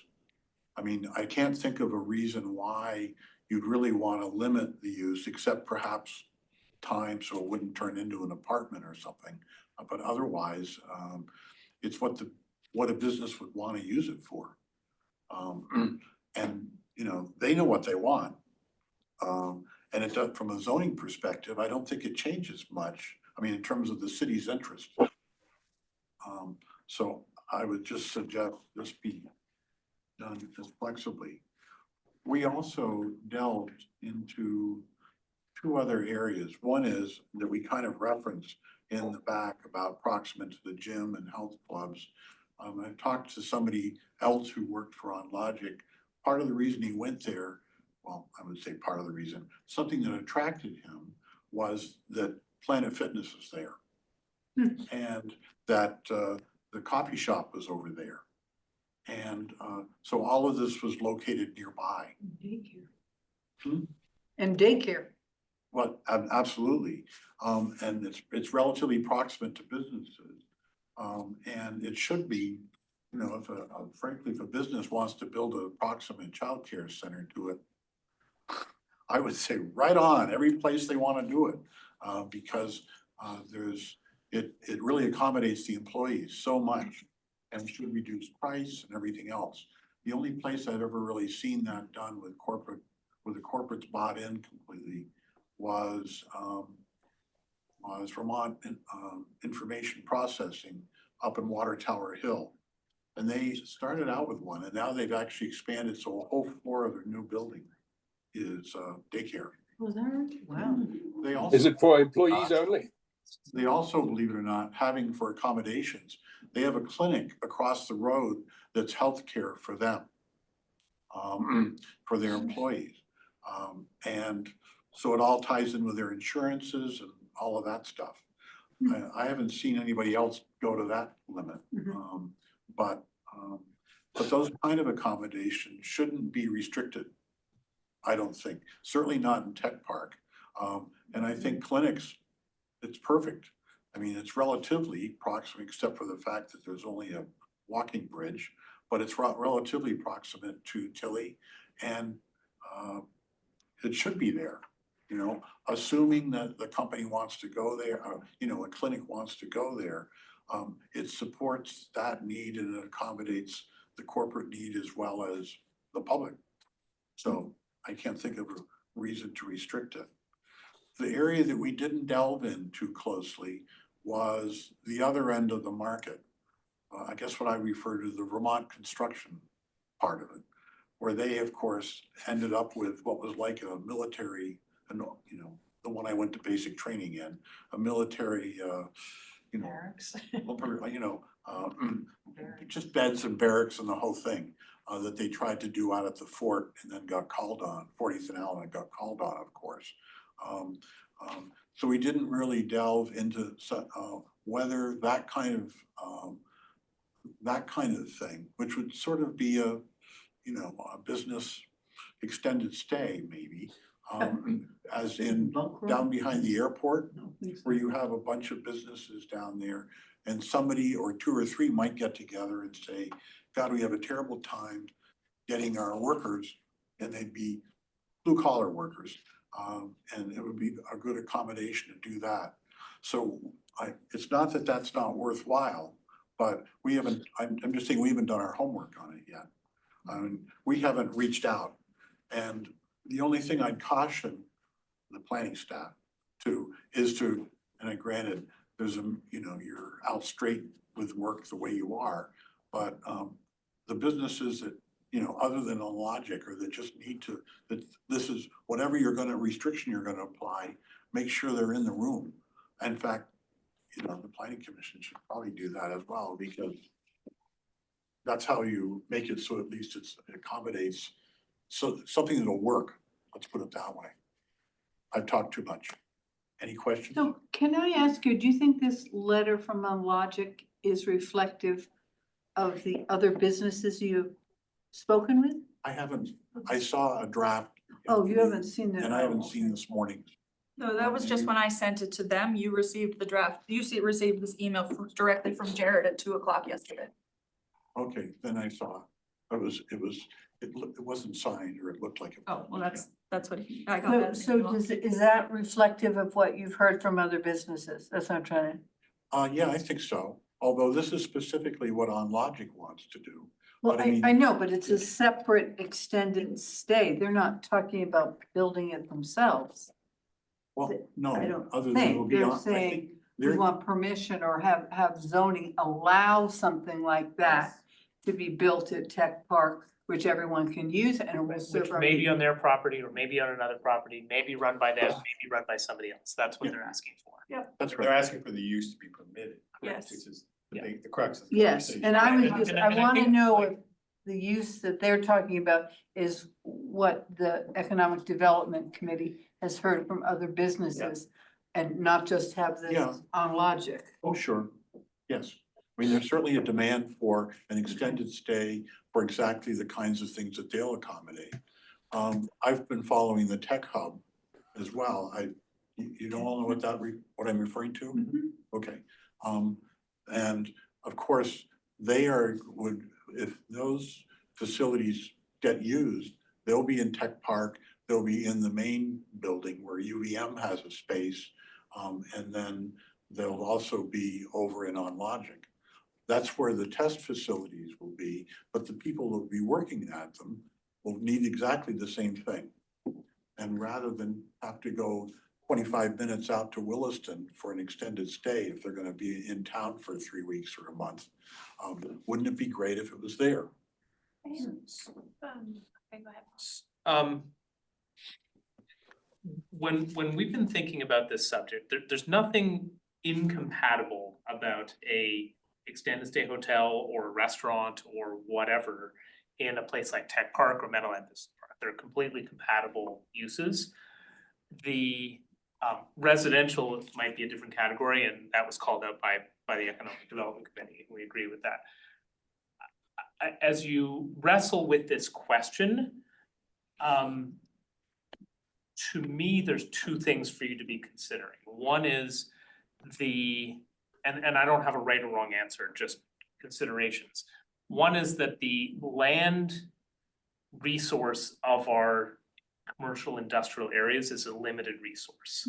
So as we think about what if one type of thing goes in that is taking up a space that eventually will run out of land for uses that are incompatible with being near residential. So, as you consider more things being allowed in this area, they are supporting uses and that can make sense. They're also potentially consuming land in one of the handful of areas where you don't allow housing, and so it's sort of protected for those uses. A secondary consideration that may be more of a scale question than anything is the question of drawing non-intended consumers or users to an area that you didn't necessarily want to. So for example, in here, it talks about small and maybe medium-sized consumer-facing commercial. If you allowed for a large consumer-facing commercial, you might get Lowe's deciding to show up in Tech Park. And that might not be what you were looking for, when really what you're trying to do is support. If a Lowe's shows up there, that is a big traffic generator. And so thinking about, where are you drawing the gravity in the city? And so thinking about scale in that sense, or in terms of, I don't think one hotel is gonna make or break the city, but it would sure be, we have an area where we have a sort of a focused area of hotels around city center. So those are some of the considerations, but I don't know that there's necessarily a right or wrong with any of them. And I would agree with what Paul said, with the corollary that GBIC, I know, has done mapping of industrial or commercial industrial parks in Chittenden County. And they're really hard to build. You don't just say, oh, we're gonna put one here. It's usually a multi-year process to try to get one going, and there are none in process right now. And so it's a limitation. I think the problem is you need the amenities. I mean, you need the amenities around the businesses. If the businesses aren't gonna be there, they're not gonna thrive. We won't get the talent, the employees that we want. We won't get the workforce. So it all has to kind of come together. I guess, Tom, I guess my question for you is, like, did the discussion come up that like a hotel in city center would not be able to support like tech park area? Like, is that just too far away and? In city center, Well, I'm just thinking like, we're really trying, like, I'm just thinking like, when I am travel for business, yeah. like, I don't necessarily wanna be out in an industrial area, like, I wanna be somewhere where I could, like, go to a restaurant and like get coffee in the morning and like, That's is Tech there, Park. like, is there a reason Yeah. that, Yeah. like,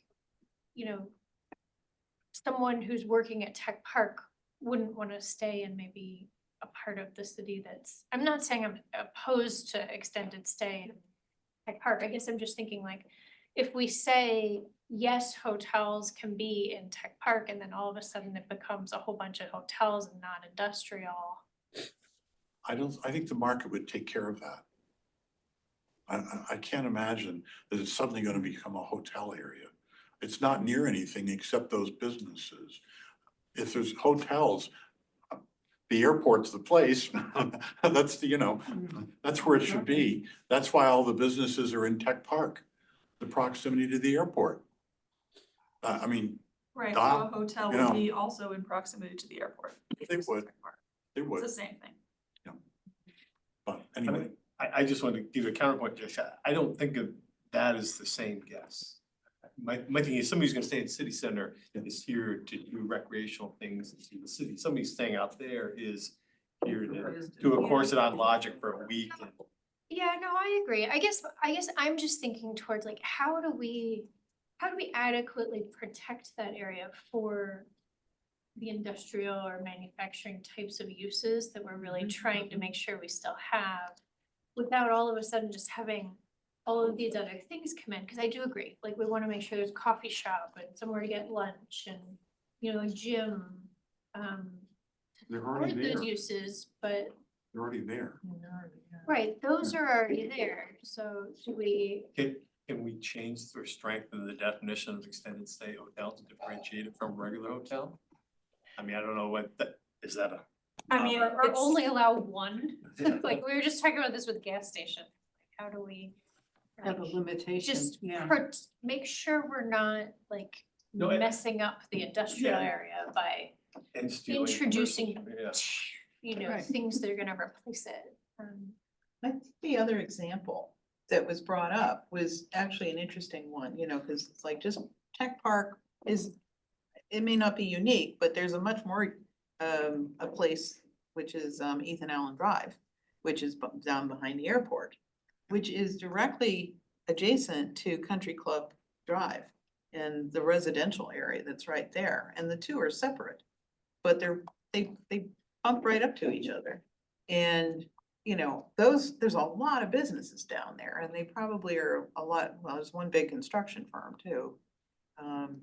Quite a few electrical, there's a lot of businesses down there. Automotive, Yeah, and, that to me is probably a more interesting case of how do you bring in worker housing?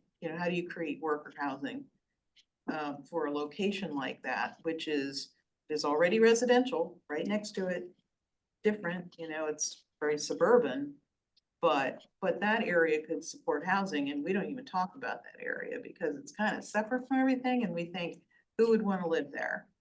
But on the other hand, it might be very desirable as a place for people who work in that right nearby to be able to have a place to live there. And it probably wouldn't be as fancy as, something at Tech Park. It might be something more basic, which is exactly what everybody says we need. Right, but that's More not a tech park or anything, It's not Tech that, or Park, an industrial park, that just is. it's a lot of individual that businesses. Grew up, there's also some, But there's a lot private of homes. businesses that probably could potentially say, hey, we could use some worker housing here. So I think we're But definitely. if we only had a place we were allowed to put it, Yeah, I think Yeah, we're I not think it's talking two about, different issues. let's We're- stay on. We're not track talking about with- worker housing here. but we should be talking about it But at a it's- different That's time. not part of At a this different time, conversation it's right now. definitely. But we not should what be we're- talking more about it, cause I don't think anything we ever talk about here has anything to do with the biggest need, and that's worker housing. No, Okay, lower well, income worker this- housing, not this the topic hospital, is- not the, yeah. not the university. We could talk about that another time. Yeah, and I think we should put it on the agenda for another time, cause Mhm. it's certainly in the affordable housing category. Yeah, but this is very different from affordable housing, so I think. Right, So this is I don't corporate disagree with you, related. although I think the planning commission does talk about trying to enhance or promote affordable housing with a lot of our regulations. So I guess I would argue that we never deal with it. We haven't solved the problem, that is for sure, and there's still kind of a missing middle that Well, there's a nobody. missing low Okay, end is so what it is. We're gonna stay on the extended, like. Done with this that is- rabbit hole. Yeah, I This is know. just a very specific thing we're doing. So it would be helpful to us if you could give some sort of high level guidance about, what OnLogic and as Tom describes, potentially some other businesses are interested in is having extended stay hotel in some form.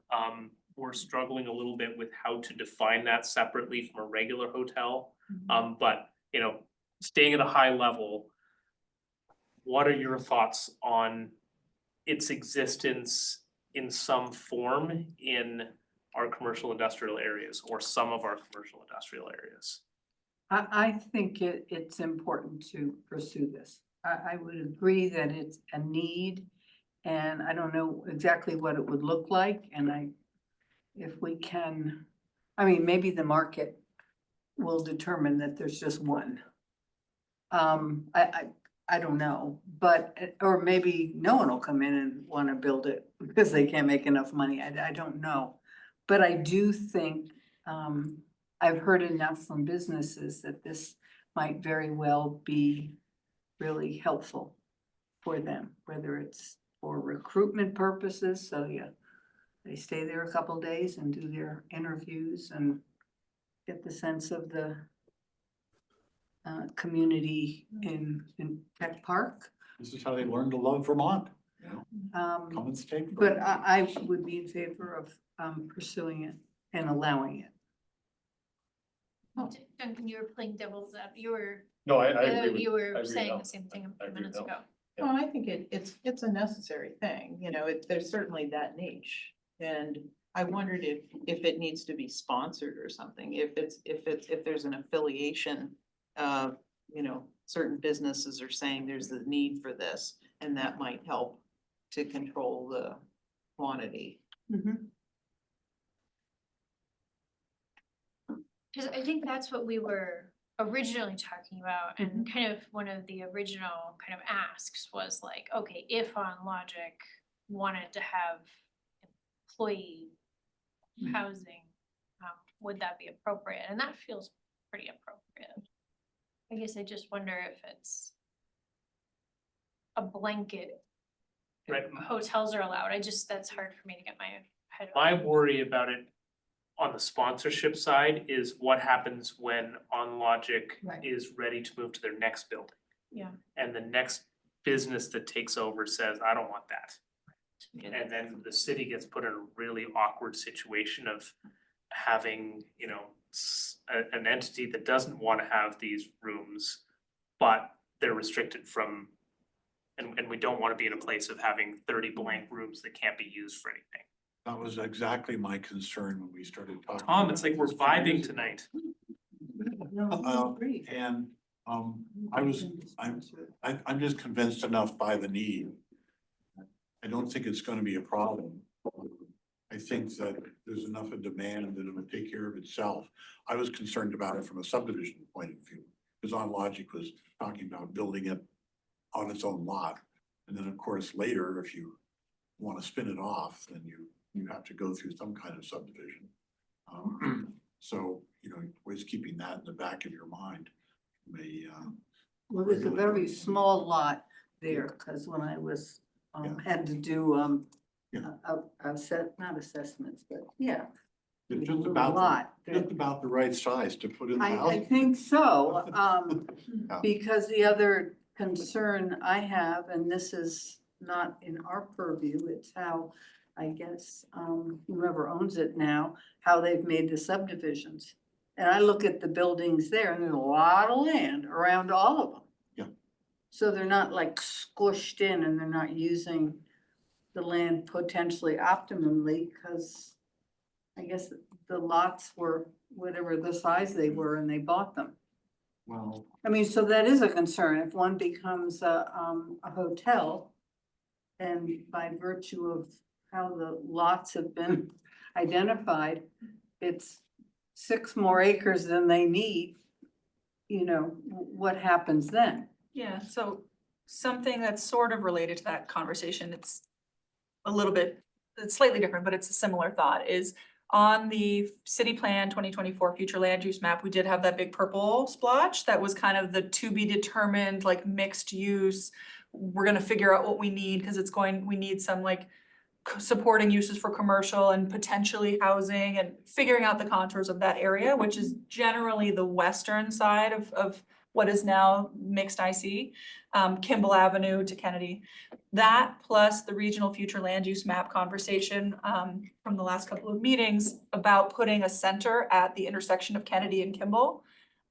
Something that we've discussed a little bit is maybe it's not something that, whether you define it as a hotel, extended stay, whatever, that conversation slightly aside, we can move zoning district boundaries a bit to reflect some of that planning that we've already done in the city plan and regionally to establish areas along the Kennedy and Kimball intersection, which is within a mile or so of almost all of Tech Park. And then potentially up and onto Williston Road, where there's some of the smaller businesses as well. And allow something that is hotel, extended stay hotel in that area that is already more built, has more facilities, has more amenities, has more, I mean, restaurants, poorhouse, whatever, like there's some things that are already built into that area so getting hotels more proximate to the large lots that we want to maintain in Tech Park for large businesses and large manufacturing facilities and other things. Keep that all large lots for large business, but allow things in close proximity to be developed that maybe then you don't have to come all the way to city center if it's a different clientele that's going here versus there. But you are kind of meeting in the middle, like it's meeting the business needs of having something close by, even sort of pretty much walkable to bikeable. But still in an area that we've already designated for smaller lots and more dense commercial development. Kind of along those lines, and we do not allow accommodations in air or air industrial air. Have we talked about? Unless, so yes, but the DRB made an interpretation, staff concurred with, that the airport can have a hotel because an airport function is all things related to an airport. And as long as, so the airport, the DRB did approve an airport at the next to the parking garage, because it is a common thing of airports. So they could have a hotel. Yes. Yes, because it fell into the definition of an airport, just like Skinny Pancake isn't a retailer, it's part of an airport Yeah. in that context, because it's just all But I don't, we didn't call that out in the anywhere in the literature though, did we? In I this. mean, under the airport thing? Yeah, I don't think there was any. Aviation, airport facilities Okay. is kind of an Oh, umbrella, is the catch-all. yeah. Just like the parking garage, I guess, they also. get Yeah, in parking airport. garage, They also get in hotel, hotel. the little retailers and the restaurants that are inside, stuff like that. But we didn't specifically say hotel was one of the uses though. No. No, But But we it's also been didn't say that, interpreted you know, as that. aviation mechanics are not, you know, we didn't call out everything intention, like, what's hard is if you write a list of here's all the things that are included, then the implication grows that those are all the things that are included. right, If so you put a couple of general things and then you say and similar uses or something like that, you sort of draw a bigger bubble that you can say, yeah, there's more argument for this is something that's included, where if you list 15 things and then there's one thing that you didn't think of that wasn't listed, someone's gonna, it's a much harder argument to make that it's included because it's like, well, you could have included it and you didn't. right, so like the It's a hard airport also balance. has car rentals. And the airport also has, I think, although I haven't checked in the last couple of weeks, National Weather Service as a tenant. It just. But says it makes it's sense to be in the funded. airport because they're like, you know,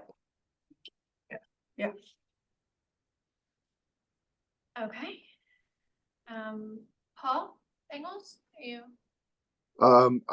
My thought is that, we had the discussion a while back about restaurants and coffee shops and things. And I think that we, when the original commercial industrial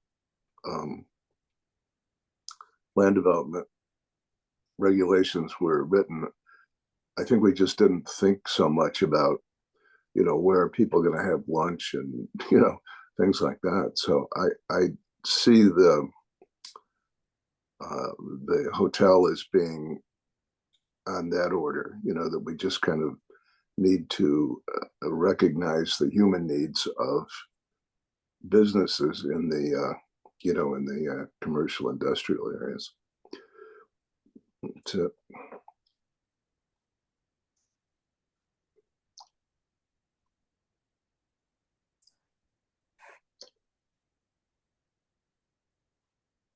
I guess I'm not exactly sure how to wrap up this discussion or if we need an answer tonight. You did have some questions in there. Paul had asked, in general, what was our feedback? in Oh, yeah, I think we continuing? gave the general Yeah, yeah. feedback. We're interested in generally pursuing something. you've got enough to give a couple of ideas to how this could go about either a geographic one or a scale limitation or a Yeah. frequency limitation Okay, we or did something. it. I So just some way felt to that- address this identified need, whether it's in the parks and or close. I'm also hearing and not totally unfettered. That Not was my, limited. that was my comment. I guess We that's don't what wanna I'm go getting. totally For all sure. hotel. Okay. That was, yeah. And personally, I would discourage having a company who is really good at doing whatever they make, then decide they're gonna become a hoteler. I just think that's a different business. Mm. And that we should think about that. That was extremely helpful. Thank you Great. so much and pass on our thanks to the committee. It I was- suggest two things. One is, if you're gonna do much with Tech Park, bring Mike Bialma in, He already sent me an email today. and he'll be very helpful. He used to be on our committee, but he moved to Shelburne, I see. unfortunately. If you want a tour of On Logic, take the whole planning commission out there. I'm sure Roland will make a plan to. It's quite a facility. Yeah. It is great. We really appreciate all the reaching out you did. Okay, thanks, Tom. Thanks. So we have one more item on the agenda, the technical amendments. Minor technical, and amendments, we yeah. don't have to get into it if we Right. know it was all in here. Yeah, so just to go through it for a minute or two, there's a handful of typos, incorrect references, formatting issues, things like that, that we're proposing to change. There's also a handful of things that I've listed that are required to change, either because they are conflicting with state statute, or our development review staff has said we need a definition for this, or, you know, things like that. So there's a few things that fall into that category. And then a few that Paul or I or Nick have also identified as little holes and little things to patch up. There are a couple of things that we have recommendations on, or at least, you know, I have recommendations on, but do require a little more thought from the planning commission. So those are those three dots under policy decisions required. So I guess because we're at the end of this meeting, if there are any questions that I can anything I can clarify about those three decisions, I'd be happy to clarify that, but we don't have to necessarily land on a decision about those things today unless you all agree and you think it's, you know, you all land on the same decision. So the first is updating the residential use and business types to reflect that small numbers, 1 to 4 units that are of residential units that are inside an otherwise commercial building are considered mixed use and are not single family homes or something similar. Just because there's one unit doesn't mean it's a single unit dwelling. That's the first. It's because we have had that kind of request where there's a commercial building or a commercial, you know, a small strip mall, and they want to add, they've spaced to add 2 apartments on the back or something, and there's been question about whether they're allowed to do that or not, because like, is that a duplex? No. The second is allowing ADUs to have basements. There are limitations on the size of ADUs, but currently accessory structures are not allowed to have cellars or basements. So if accessory structures of the big category can't have a cellar or basement, the smaller category within that of accessory dwelling unit also can't have a cellar or basement. So that's been brought to us as a request to allow these smaller homes, ADUs, separated ADUs to have basements. It's Vermont, storage, basements, and when they're limited in size, that felt like it made sense to us and has very little impact on others. And then the last thing is Rice High School with the way that the zoning districts were consolidated. They ended up going from being allowed by a conditional use in the R4 to not being an allowed use in the LSN district. So when the R4 got consolidated with the other small densities, Include them. the educational facility, that kind of got left out. Send them a letter? So they called us. Wait, right now? So the two. Separation of church and state, yeah. Oh, no. So the two options are to either basically return it to the way it was, which is allow educational facility as a conditional use in the LSN. That would allow someone to apply for a new educational facility as by conditional use, so DRB review in the LSN. So that's a lot of our single family home style neighborhoods. Or potentially, by Tim, the Rice High School property borders HSMU, just one property to the south, so you can change the border of HSMU and just fold Rice High School into that district. So I don't know, where is Chamberlain? Isn't Chamberlain in an LSN? Chamberlain is a municipal Municipal zoning school. district. And so it's zoned as Public municipal school. because it's a public school. Okay, all right. Public all right, school, I so didn't- I- educational even- facilities generally, if it's under 12th grade, it's a private, Okay, all right. Is it So- contiguous to the other HSMU. commercial zone? yes. Well, that's seemed to be the easiest. Yeah, That would be the easiest. Yeah. What's the path of least resistance? To move the boundary. Because that takes care of, the downside of that is that theoretically they could, you know, do something commercial, but that's already allowed adjacent. The downside of the conditional use approach is that who knows what somebody might propose somewhere in a neighborhood, Right. right? And the DRB has some tools with conditional use, but not a lot. I would go with number 2. So the risk is higher. Number 2, definitely. Oh, you're intimately familiar with this area. It sounds like I've been hearing a couple of people saying, change it to the higher scale mixed use, because then it would be an allowed use in that zone. I'm not sure I fully understand that. That would just be the campus though, then. This just the campus of Rice High School? Yeah, Yes. just their property. And what is the issue? So when the zoning districts were consolidated, they went from being allowed in the district they were in before to not being allowed in the consolidated district that they're in now. The low scale neighborhood district does not allow educational facilities by conditional use the way that the R4 used to. Didn't want to close. So the two options are either allow educational facility by conditional use, which opens the door to private schools being requested in all kinds of neighborhoods. Or Rice High School, just the next property to the south is in the high scale mixed use district. So you can just That- change the district to put Rice into that district and then they're all set. And that's Joy Drive. Yes. Yes. Yeah. Yeah. Okay. Sounds good. Perfect, so. The only thing I could do right now is pitch extending Hadley to Rice High School and opening up the one-way street at the end of Eastwood. I think that would be very helpful to Rice and to our neighborhood. But that's a separate topic. Yep, thank you, Paul. So it sounds like we're pretty comfortable with Rice becoming HSMU, just moving that boundary. Any clean and easy thoughts about the other two? Small I'd numbers like- of units in I think commercial it should buildings? have a basement. Yeah. And ADU Okay to with be- that. I mean, with it that. just makes it. So allow I think it can be a ADUs. finished basement. Yeah, I think we got a housing crisis. Okay, so we Yeah. got Okay. basement and then I think. Small numbers of units in a commercial building, so 1 through 4 units in a So that building. makes Complete sense. sense. Yeah. Calling it mixed use instead, because there was, Sure. that's sort of the common sense reading, but there is some ambiguity in how the language is now that you're like, you could read it as saying that's a duplex because it's 2 units. That's like across the street. Mixed Don't they have 4 little apartments? Yeah, they do. Yeah. Boom Okay, property. so in Yeah, every the day. triangle spot. Okay, similar top.